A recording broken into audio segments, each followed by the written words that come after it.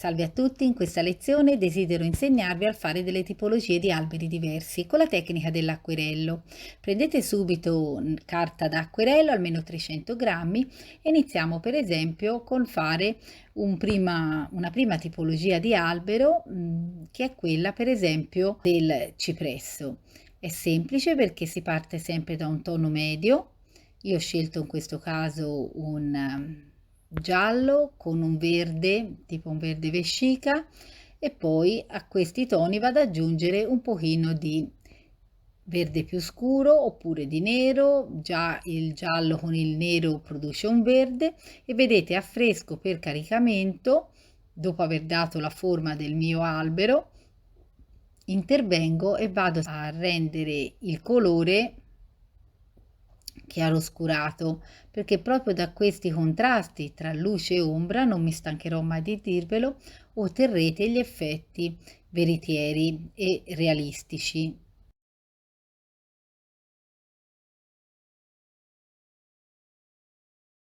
Poi potrete andare anche a fare il tronco e lo stesso lavorerete anche per esempio sul terreno, dove sarà posizionato sul terreno, poi vedrete dovremo mettere anche le ombre sotto, no?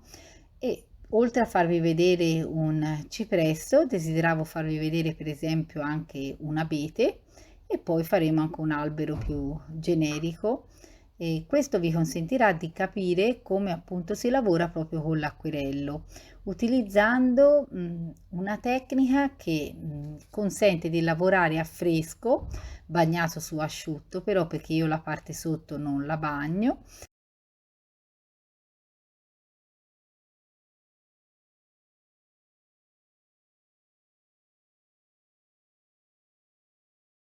E vado per esempio in questo caso a fare anche un abete.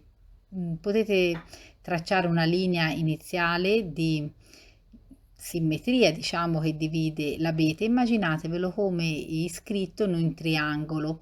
Gli alberi di abete hanno la parte bassa logicamente sempre più allargata rispetto alla cima, alla chioma in cima, e di conseguenza poi dovete fare anche un movimento con il pennello che non è regolare, anzi più irregolare andate e meglio è, perché consentirete al colore anche di scivolare in maniera irregolare. Quindi nell'acquerello è bello che si formino diciamo delle ombre e dei vuoti anche tra l'altro tra i rami dell'albero, no? E se vi rimane più comodo partire dall'alto, poi dovete realizzare i rami con queste irregolarità, dando anche delle biforcazioni, e questo lo fate su tutto praticamente l'albero. E state attenti, come abbiamo fatto per il cipresso, a mettere, se scegliete che la luce viene da sinistra, a mettere più scuro diciamo tutta la parte destra. Questo dovete sempre tenerlo presente, perché ci deve essere sempre una coerenza, no? Tra quello che è il disegno, interno al disegno, tra quelli che sono tutti gli elementi che andrete a sviluppare.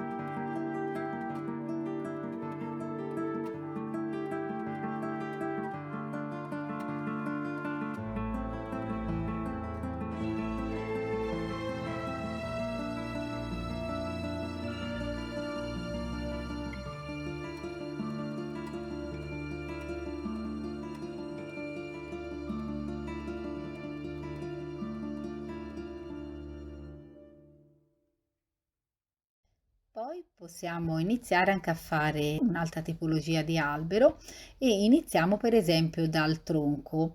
Il tronco, lasciate anche dei rami che siano non perfettamente uniti tra loro, proprio per consentire all'albero, alcuni rami, lo sapete, appaiono tra le chiome dell'albero. Non occorre dipingere per intero, diciamo, tutti i rami. Anche qui io parto da un tono medio e poi vado piano piano a intervenire mettendo lo scuro più dal lato, in questo caso destro.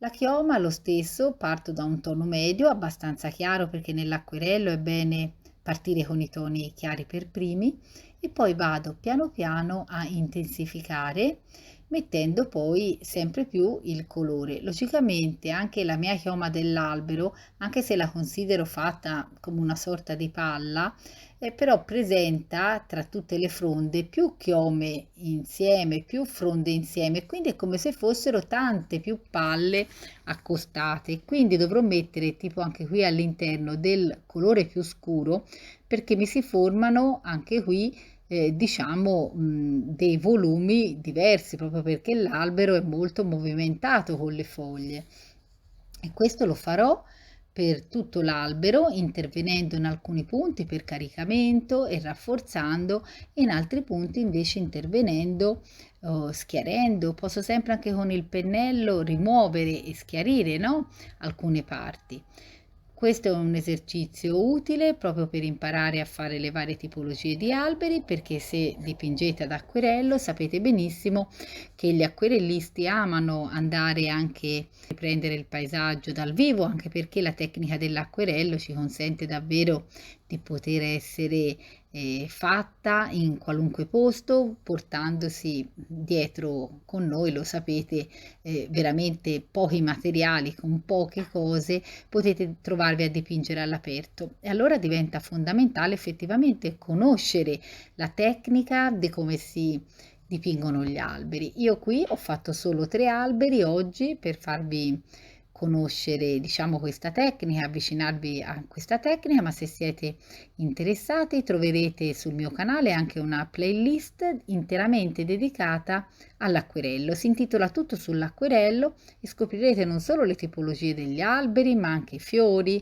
animali e proprio le varie tecniche, tipo lavorare bagnato su umido, bagnato su asciutto e sono tutte tecniche diverse che consentono di sperimentare veramente l'acquerella a 360 gradi e otterrete effetti completamente diversi. Logicamente dipende questo anche dal tipo di carta che userete, dipende da tantissime variabili. Però vi ringrazio se siete arrivati fino a qui e mi avete seguita. Se volete lasciarmi un like mi fa piacere, se vi iscrivete anche al mio canale e se desiderate anche sostenermi affinché possa continuare a fare video gratuiti per tutti.